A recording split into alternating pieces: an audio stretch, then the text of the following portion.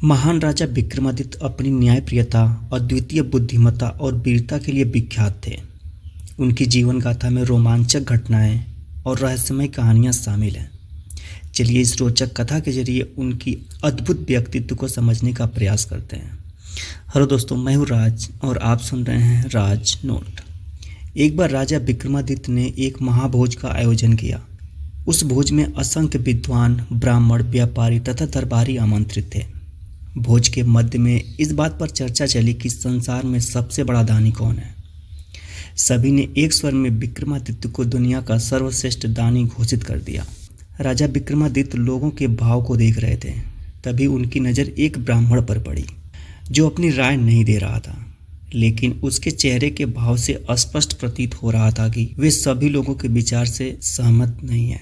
विक्रमादित्य ने उसे अपनी चुप्पी का कारण पूछा तो वह डरते हुए बोला कि सबसे अलग राय देने पर कौन उसकी बात सुनेगा। विक्रमादित्य ने उसे निर्भय होकर अपनी बात कहने को कहा।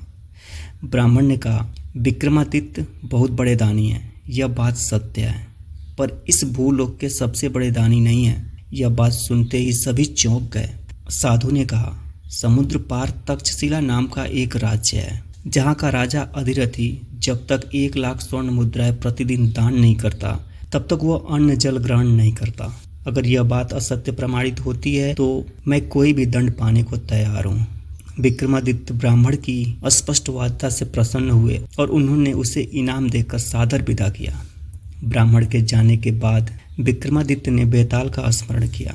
जब बेताल उपस्थित हुआ तो विक्रमादित्य ने बेताल को समुद्र पार राजा अधिरथी के राज्य में पहुंचा देने को कहा। बेताल ने पलक झपकते ही उन्हें वहां पहुंचा दिया।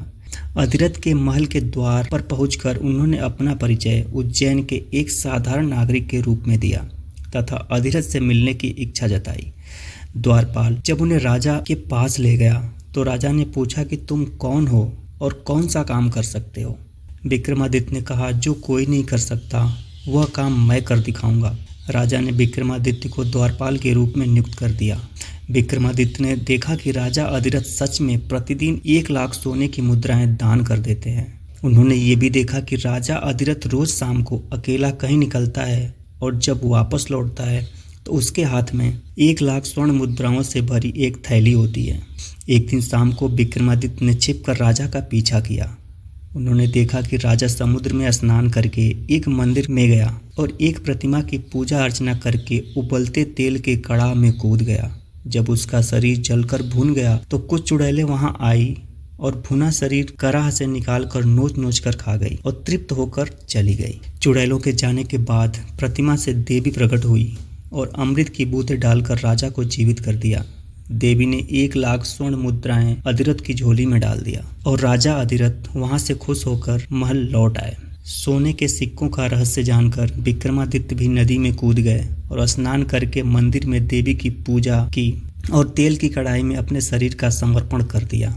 तभी चुड़ैलें आई और विक्रमादित्य का जला भुना शरीर खाकर तृप्त होकर चली गई।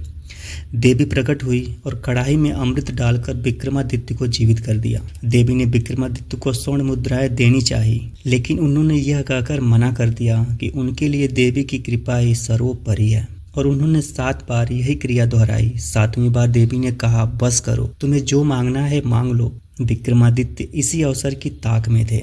उन्होंने देवी से वो थैली मांग ली जिससे स्वर्ण मुद्राएं निकलती थी।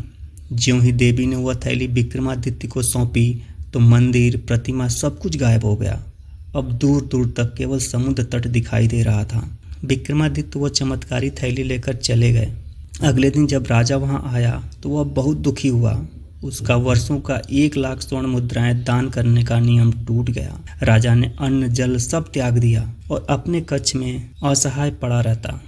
अत्याधिक अस्वस्थ राजा मरने की हालत में अंतिम सांसें गिन रहा था कि तभी विक्रमादित्य राजा के पास आ पहुंचे और उनकी उदासी का कारण पूछा।